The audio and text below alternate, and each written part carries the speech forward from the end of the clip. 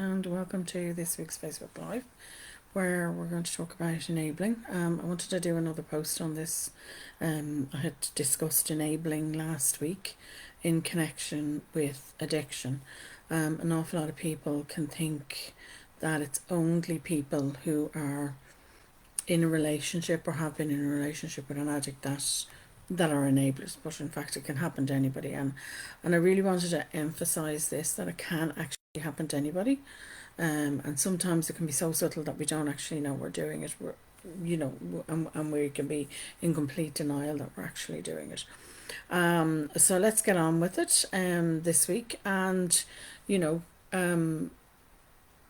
have to look at people pleasing and perfectionism in particular around this issue, because this does enable others. We tend to enable others if we are practicing these behaviors, and there are other other behaviors that will do it as well, as I said.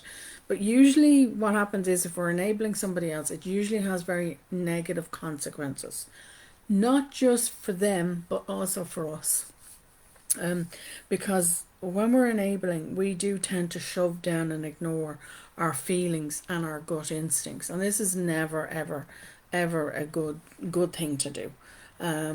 Because then that means we can become more stuck. We can become even even more stuck in that never-ending negative cycle, and the feelings of fear and guilt, and possibly shame, can come up a lot for us, and people will play on that.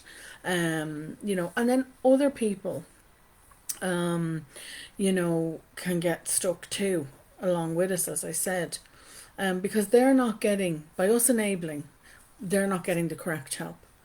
And in reality, some people do need professional help, and it's completely out of our hands. And by enabling, we're only keeping the inevitable, and it is the inevitable happening. We can become afraid that if we don't interfere, that something awful will happen. And this is where the fears come up. We feel sick to our stomach, our heart pounds, we become terrified, so we rush in to rescue. And if you're in that negative cycle, an awful lot of the time you can be not just dealing with one particular person, but you're dealing with a lot of things. So you're so caught up in this perpetual cycle of the flight, fright, or fight cycle, that we rush in for everything. We're on that constant, we're living in a constant high adrenaline levels, at that such a high level of adrenaline all the time, in that fight, flight, or fright mode, that everything is a crisis. Everything, even if it isn't, it just appears to us because we're in that negative cycle as as a crisis. And there are consequences then because of this to our mental and physical health. We are primarily so focused on somebody else. Now, as I said, it may not be somebody that a family member or your partner, your husband, your wife, that has an addiction. It could be because of other reasons. Narcissism in particular, if there's people have high levels of narcissism, very negative people can draw us into this, and we are enabling them. So they could be a family member, they could be a friend, and I put friend in in inverted commas, your boss, a co-worker, and we get into this mindset that we are the only people that can do this. And this is where the perfectionism and the people pleasing come into it, and the other cognitive distortions that we can have going on in our head, that we're the only ones can do the job right. We're the only ones that could help these people. We can become very obsessed by their behaviors, and also by our own, by getting it right. We have to get it right. We have to be doing it. We really set unrealistic expectations on ourselves, but also on the other person, because you're saying they're not capable. That's really what we're saying there by enabling them. So we have to be aware of all that, and this is all keeping us stuck. And because of that, at some point we will have a crisis. We ourselves, as enablers, will hit the wall. And there are consequences because we're constantly ignoring our mental and physical health. Living in a constant state of flight, fright, or fright, that high anxiety, high levels of stress, it really does take a toll on our mental and physical health. And I've talked about this before. The symptoms of stress and anxiety and how they impact your body and your mind. And so you really need to sit down and examine those symptoms. So have a look at those videos and what I say about that if you really want to investigate this further. But, we, as enablers, we do tend to be dealing with crisis after crisis after crisis, and we can go on for years doing it. Not, it may be for some people from childhood, but it may be just, in adulthood you become the go-to person for everybody. And as I said, at some point something will give and you will have a crisis, whether it's a physical health crisis or a mental health crisis or both. And then the kicker is, or you might like to say, well, your reward for doing all this helping behaviour will be that the very people that you stood by and helped just won't be there for you, and they will have somebody else to replace you. That is what happens with negative people. They have somebody else there, and the very people that we actually would have helped us, because of our own behaviour, we tend to have pushed them away. That's the other kicker. We tend to have pushed them away. And they're our real support system, our true friends, or, positive family members. I've talked about support systems, and everybody needs a positive support system in their life. But we tend to push those away and draw back in all those negative people. And then when we have a crisis, we don't feel we have anybody to turn to. And sometimes we can be in a crisis ourselves for quite a number of years, but we'll ignore it until it just, we collapse. We just can't do it anymore. You'll hit a wall, or it could be a mental wall, it could be a physical wall. And as I said, it could be that it could be a major crisis. You could have a car accident, you could an accident at work. It could be something. It'll be something that'll pull you up short and go, no, this far, no further, basically. So what do you do? If you want to prevent your own crisis happening, well, we really need to stop and take stock about what's going on here. What am I doing? And this can be really hard to do. As I said, we need to recognize and validate what we're going through. And as enablers, we may not want to do that. We may even say, no, I can't do that. We may not, even recognize that we're enablers, as I said. And especially if we're dealing with an addict, or as I said, a narcissist. And I've talked about narcissists before, and narcissists in the workplace. And I've talked about, leaving a toxic work environment and what that can have, the impact it can have on your mental and physical health. So do check out those videos. But we really do need to ask ourselves, what has led me or I to do this behaviour? Because it is a behaviour. Enabling others is a behavioural trait that we have. We have to recognise that we may be dealing with people who are very unhealthy, who have very unhealthy patterns of behaviour. That is something else we need to acknowledge. And an awful lot of times, even when we're in that crisis mode and we've hit the wall and we are reaching out for help ourselves, we still won't recognise that the people that we have been enabling have unhealthy negative patterns. That can happen. And we may still feel, oh, if I get help now, I'll be able to go back there. I'll be able to go back and help them. We may not recognise that we are not the best person to help this person. That, what's going on requires professional help. And it can require professional help even if you're not dealing with an addict. This person may have issues that you do not know about, that they need professional help with. So we do need to, as I say, stop and take stock of what's going on. And, we may need to walk away or distance ourselves enough to be able to help ourselves. Now, I do recognise that distancing ourselves, particularly if it's a family member, can be very difficult. But we need to learn to put ourselves first as enablers.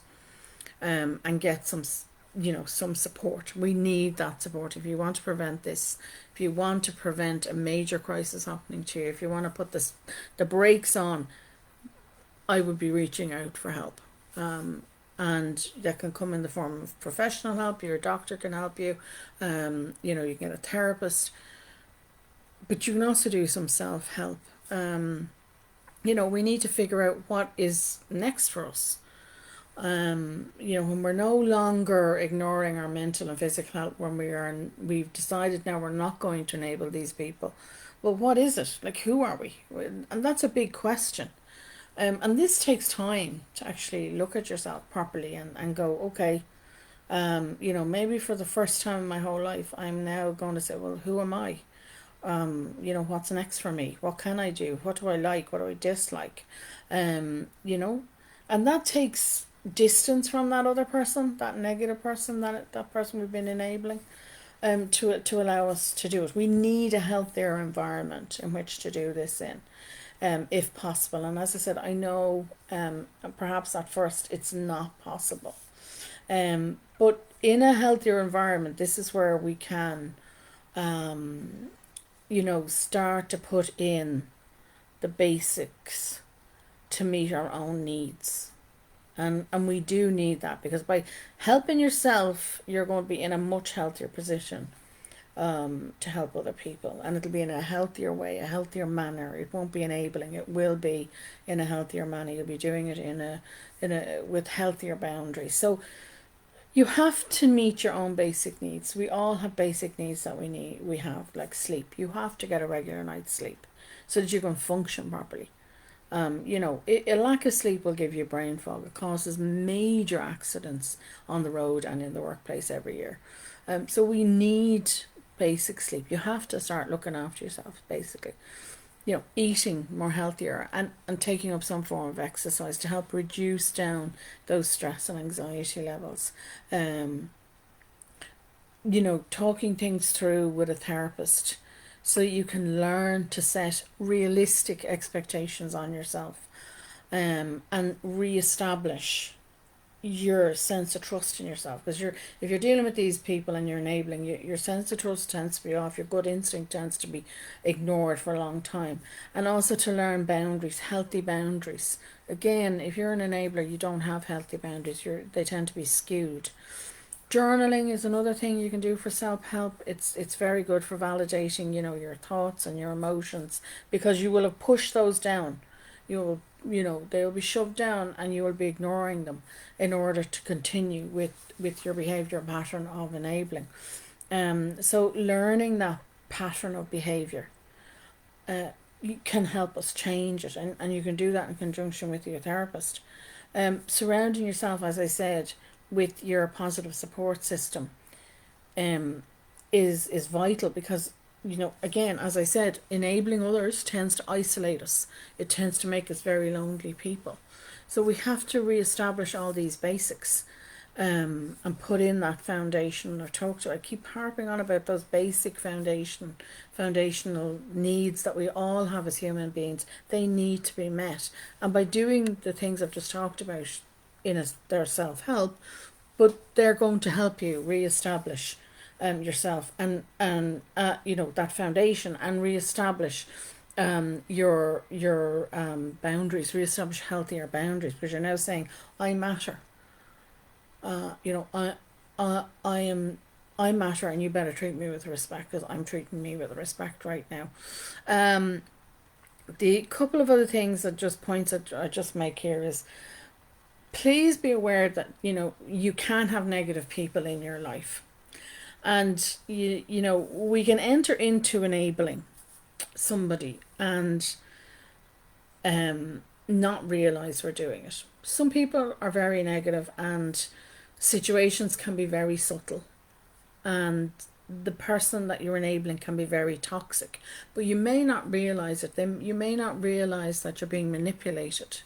You may not realize that you're dealing with a negative person, and that can occur in different situations. Yes, it can be with a family member, an adult family member, Sibling rivalry can come in there. Toxic workplace environments can come in there. But people can be very subtle in how they use manipulation. So, and we can fall into it. It's kind of like if you think the frog. If you put a frog in the boiling water, he's going to jump out. I'm sure you've heard this story, before. Analogy, people have used it before. But if you put him into cold water and then raise the temperature slowly, the frog will stay. And that's basically what you've got to think about. Sometimes the situation can be so subtle that you don't realize you're falling into this negative pattern or behavior of enabling somebody. It can be very, very subtle. So be very careful. It's not just people with alcohol and drug and gambling issues that can, we end up enabling. If we end up being in a relationship with them as a family member, a friend, a colleague, or a partner. But, and even with them, we may not be willing to admit that we need help because we're enabling them. We may not be willing to admit at the time that we're dealing with such toxic people. And their negative patterns of behaviours and their skewed boundaries can take over our lives. They can just take over and consume us. So if you feel like you're dealing with somebody who is like this and you're saying, no, this is not right, you trust your gut instinct, or you're dealing with an addict, you're willing to admit that, then the best way to deal with this is to get professional help for yourself. And that can be really hard to accept.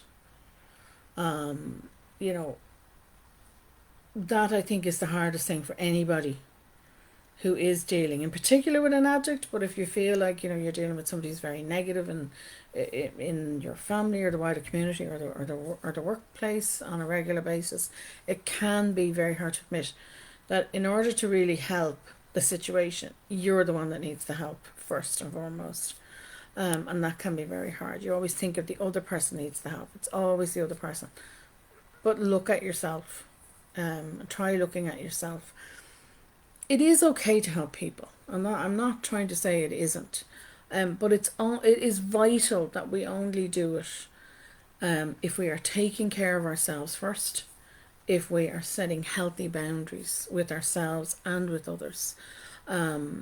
Otherwise, if we're not doing it, we're not coming from that healthy place, then we're only hurting others. We're only hurting ourselves as well.